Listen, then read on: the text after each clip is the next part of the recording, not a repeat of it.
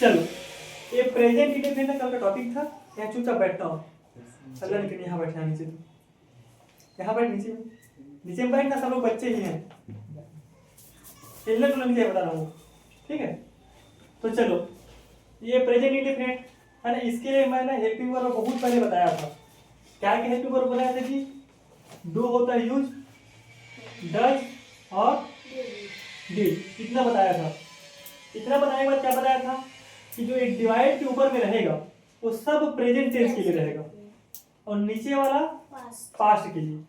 मतलब क्या कि प्रेजेंट इंडेफिनिट में केवल डू और डज का यूज करना है, ठीक है, हेल्पिंग वर्ब। और पास्ट इंडेफिनिट में डिड का, किसका, पास्ट इंडेफिनिट में किसका करना है, डिड का यूज करना है। प्रेजेंट इंडेफिनिट में किसका यूज करना है, डू और डज का। लेकिन डू और डज का यूज कब करना है यही बताया था। तो देखो क्या क्या सब्जेक्ट रहेगा। अगर आई रहेगा, वी, यू और दे, या फिर मोर देन वन सब्जेक्ट रहेगा, एक से ज्यादा सब्जेक्ट रहेगा। एक से ज्यादा सब्जेक्ट मतलब क्या, राम एंड श्याम। तो देखो एक और एक दो हुआ कि नहीं हुआ, हुआ ना। तो एक से ज्यादा मतलब प्लूरल हो गए, तो राम एंड श्याम रहेगा ना, उसी कंडीशन में भी, उस कंडीशन में भी क्या यूज करना है, डू का यूज करना है। लेकिन मान लो अगर राम पास रहा तो किससे यूज करना है, डज का। यहां तो कोई तकलीफ है नहीं है ना, ठीक। और डिड यहां अकेले है, तो कोई भी सब्जेक्ट रहे हमेशा इसके बाद डिड का यूज करना, कोई भी सब्जेक्ट रहे। डज यूज यहां कहां होगा बताओ, ही सब्जेक्ट रहेगा, सी, इट, इसके बाद कोई भी एक नाम रहेगा, प्रॉपर नाम जिसको बोलते हैं राम, या फिर कोई लड़की का नाम सीता, ये सब। या फिर बिलासपुर हो सकता है, रायपुर हो सकते हैं। किसी का भी अगर पर्सनल नाम रहेगा ना तो वहां पर क्या लगाओगे आप लोग, डज का यूज करोगे। लेकिन डू और डज का यूज हमेशा नहीं करना है। कब कब करना है डू और डज का यूज हमेशा, बताओ बताओ कब कब होगा, जब सेंटेंस क्या बनेगा, या तो निगेटिव बनेगा और या फिर इंट्रोगेटिव बनेगा। क्या क्या बनेगा, निगेटिव या फिर इंट्रोगेटिव, ठीक। तो मैं, मेरा फेवरेट एग्जांपल क्या था, आई ईट अ मैंगो, बताया था मैं क्या, आई ईट अ मैंगो, क्या है, हाँ कमेंट, ठीक है जी। अब इधर देखो उमंग, सामने देखना है आप लोग को, ध्यान में रखना। आई ईट अ मैंगो, इस आई ईट अ मैंगो में कौन सा टेंस है, बात नहीं करना है, इधर वो बन रहा है वीडियो, हल्ला नहीं करना, चुपचाप इधर देखते रहो। आई ईट अ मैंगो ये सेंटेंस है, ये निगेटिव है क्या, नहीं है, क्योंकि नॉट नहीं है। ये इंट्रोगेटिव है क्या, नहीं, क्योंकि इसमें क्वेश्चन मार्क नहीं है। तो एक चीज हो सकता है, ये क्या है, अफर्मेटिव सेंटेंस है। क्या है ये, अफर्मेटिव सेंटेंस है। और अफर्मेटिव सेंटेंस का जब निगेटिव बनाते हैं, कोई भी अफर्मेटिव हो, आप निगेटिव बनाओगे, इंट्रोगेटिव बनाओगे, तो हमेशा और हमेशा हेल्पिंग वर्ब लगाना ही पड़ता है। आया समझ, बताओ। तो ये कौन सा टेंस है बताओ, सब्जेक्ट के तुरंत बाद हेल्पिंग वर्ब नहीं है। और हेल्पिंग वर्ब किसमें नहीं होता है, इंडेफिनिट में नहीं होता है, ये भी बताया था कल, ठीक। मतलब हेल्पिंग वर्ब अगर नहीं दिखेगा तो यहाँ पर तीन चीज छुपा है। कितनी चीज छुपा है, तीन हेल्पिंग वर्ब छुप सकते हैं। या तो यहाँ पर डू हो सकता है, या तो डज, या फिर डिड। आया समझ कि नहीं आया। अब यह तीनों पर यहाँ पर कौन छुपा हुआ है उसको पता करना है। तो खोजने से भगवान मिल जाता है। तो हमको डू डज डिड तो दिख रहा है ऑलरेडी, वो पहले से दिख रहा है ना, हमको पहचानना पड़ता है कि इसमें से कौन भगवान यहाँ पर बैठा हुआ है छुप के, यही पता करना है। तो पता करने की प्रोसेस क्या था, कुछ रूल्स और रेगुलेशन पर देख लो। क्या रूल्स और रेगुलेशन देखना है मौसमी, नहीं लग रहा क्या तेरे को, है देख, अगर सब्जेक्ट रहेगा ही, या फिर सी, या फिर इट रहेगा, या फिर कोई भी लड़के का नाम रहेगा, या फिर कोई भी लड़की के नाम रहेंगे, जैसे कि सीता लिख देता हूँ, कोई सिटी का नाम रहेगा बिलासपुर, ठीक। तो बताओ कितने सब्जेक्ट रहेंगे, तो यहाँ पर कौन छुप सकता है, यहाँ पर डज छुपेगा। क्या छुपेगा, अब डज क्यों छुपेगा, उसका रीजन भी बताना है क्या कि नहीं बताना है, बताओ बताओ, घुस जाओ अंदर। और चलो देखो, ही मतलब एक लड़का, शी मतलब एक लड़की, ईट मतलब कोई एक निर्जीव चीज या फिर कोई एक कुकुर बिल्ली, ठीक है। ये मान लो ईट यूज कब करते हैं बता रहा हूँ। ही के यूज लड़कों के लिए करते हैं, सी के यूज लड़कियों के लिए करते हैं, गर्ल्स के लिए, ठीक है। लेकिन ईट यूज कब करते हैं, जब कोई चीज नॉन लिविंग है। इसमें इसको क्या बोलूंगा, ही इज अ मार्कर बोलूंगा क्या, नहीं बोलूंगा ना। या फिर आपके पास जो बैग है उसको बोलूंगा क्या, ही इज अ बैग बोलूंगा, क्या बोलूंगा मैं, या सी बोलूंगा, सी इज अ बैग नहीं बोलूंगा, इट इज अ बैग ऐसे बोलूंगा, बोलूंगा ना। तो निर्जीव है, निर्जीव मतलब नॉन लिविंग, जो जिंदा नहीं है। या फिर जिंदा चीज के लिए कब यूज करेंगे ईट का यूज, जिंदा चीजों के लिए जब हमको मतलब नहीं है कि वो लड़की है कि लड़का है। मान लो किसी को कुकुर ने काटा, तो आप लोग पूछते हो क्या लड़का कुकुर ने काटा है कि लड़की कुतिया ने काटा है, ऐसे करके नहीं पूछते हो। या फिर सांप किसी काट ली तो बोलते हो क्या, अरे वो नाग था कि नागिन था, पूछते हो। चूहा भागा यहीं से ऐसे घूम के सीधा के पास ऐसे घूमते हुए, अरे वो लड़का चूहा है, ऐसा बोलते हो क्या, नहीं। लड़की चूहा बोलते हो क्या, नहीं, बस ये बोलते हो कि चूहा है। ऐसे चीजों के लिए जो जिंदा है उसके लिए हम लोग ईट यूज करते हैं, कि वो लड़का है कि लड़की हमको मतलब नहीं रहता तब। कोई तकलीफ है, तो यहाँ पर डर छुपा रहता अगर ये सब रहते तो। लेकिन है यहाँ पर क्या है बताओ, यहाँ पर आई है, इसके बदले में वी भी हो सकता था, यू भी यूज हो सकता था, या फिर दे, या फिर कोई भी दो ठो नाम एक साथ, जैसे कि राम एंड सीता, राम एंड सीता दो है कि नहीं है, तब यहाँ पर क्या छुपा रहता, डू। कोई तकलीफ, अब डज और डू तो पता नहीं, असल डिड का भी बता दो, तो डिड का भी देख लो।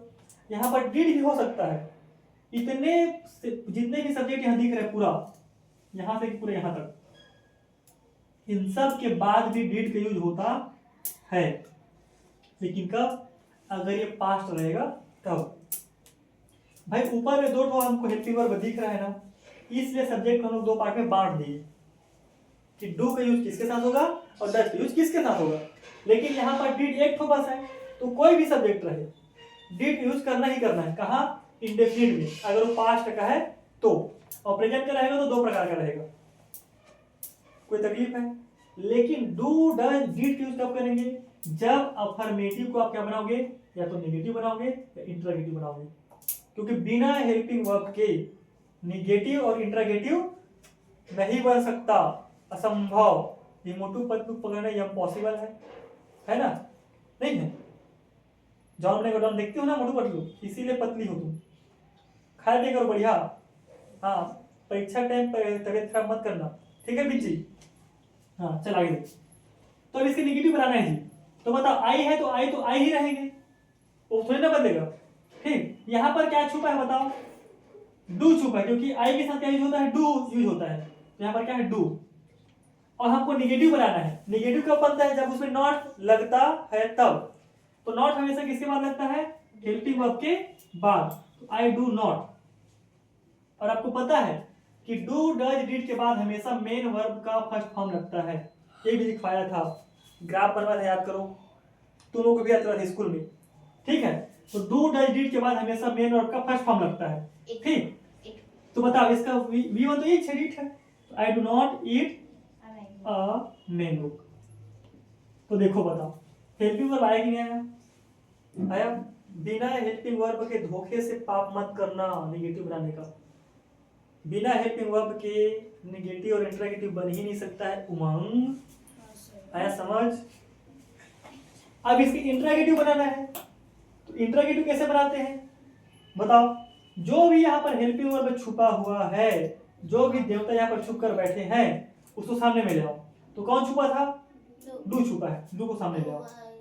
तो डू, उसके बाद लिखना सब्जेक्ट को तुरंत, आई ईट अ मैंगो। जो आई है ना अकेले कहीं पर भी रहेगा, आई मतलब मैं वाला आई, तो हमेशा कैपिटल लेटर में ही लिखना है। मतलब कुल मिलाकर ये सीखिए कि इस हेल्पिंग वर्ब का यूज निगेटिव और इंट्रोगेटिव बनाने के लिए करते हैं। किसको समझ नहीं आया?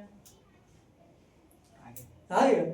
देख लेंगे, अगर मारूंगा तेरे को, अभी क्वेश्चन दूंगा अभी। ठीक, अब ये तो समझ आया है, इसको लिखना चाहोगे लिख सकते हो। उसके बाद बारी बारी इसके नियम कानून को लिखाऊंगा। कैसे लिखाऊंगा देखना, बोल बोल बताना कि प्रेजेंट इंडेफिनिट में he see it Ram Sita Bilaspur Raipur subject के साथ डज का यूज होता है। कब यूज होता है? जब निगेटिव और इंटरगेटिव बनाते हैं तब।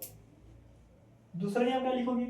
प्रेजेंट इंडेफिनिट में आई वी यू दे या फिर दो सब्जेक्ट रहेगा, एंड के साथ लगा रहेगा, एक से ज्यादा, उसके साथ डू लगाते हैं। कहाँ? निगेटिव इंटरगेटिव में। और निगेटिव और इंटरगेटिव नहीं है तो डू और डज नहीं लगता। हाँ, और नहीं लगता हेल्पिंग वर्ब, इसीलिए उसका नाम है इंडेफिनिट। भाई जब टाइम ही फिक्स नहीं है, इनडेफिनिट मतलब नॉट फिक्स। क्या not fix? Time. Time fix नहीं मतलब इंडेफिनिट, तो हम लोग हेल्पिंग वर्ब का यूज नहीं करते, और करेंगे तो बहुत बड़ा पाप हो जाएगा। लेकिन मजे का बताऊं आप लोगों को, हेल्पिंग वर्ब का यूज अफर्मेटिव में भी होता है। लो सर आप तो दोगले वाला बात कर दी। दोगला मतलब दोनों वाले बात, ये समझ, तो चिट भी आपका और पढ़ भी आपका। अभी अभी बोले हो कि अफर्मेटिव में डू और डज का यूज नहीं होता और डिड का यूज नहीं होता है, लेकिन आप होता है बोल रहे हो अफर्मेटिव में, तो होता है। और वही मोस्ट इंपोर्टेंट क्वेश्चन बनता है जिसको बोलते हैं इम्फेसिस। क्या बोलते हैं? इम्फेस करना, इम्फेट करना। क्या करना? इम्फेट। इम्फेस या फिर इम्फेट का मतलब क्या होता है? प्रेशर डालना। जैसे कि यहाँ पर क्या लिखा है? आई इट अ मैंगो, मतलब मैं आम खाता हूँ, ट्रांसलेट करोगे तो। लेकिन प्रेशर कैसे बोलूंगा मैं? प्रेशर देखे जोर डालकर कैसे बोलूंगा? मैं आम खाता ही हूँ, चाहे कुछ भी हो जाए। वो सड़ा रहेगा, उसमें कीड़ा भी रहेगा, आम में तो ही खाऊंगा, तब खाऊंगा, खाता ही हूँ, ऐसा टाइप। तो उसको बोलते हैं जोर देना। क्या देना?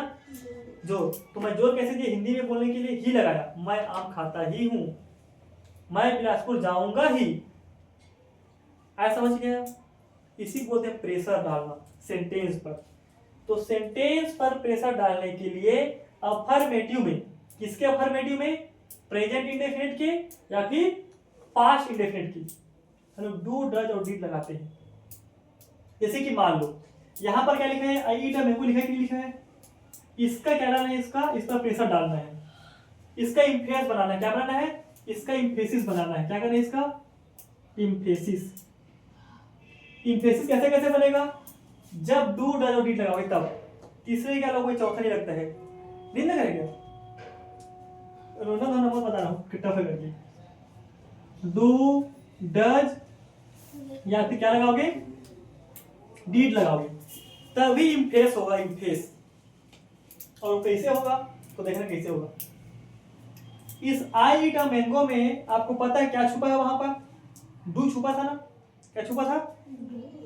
उसी डू को लिख देना है बस।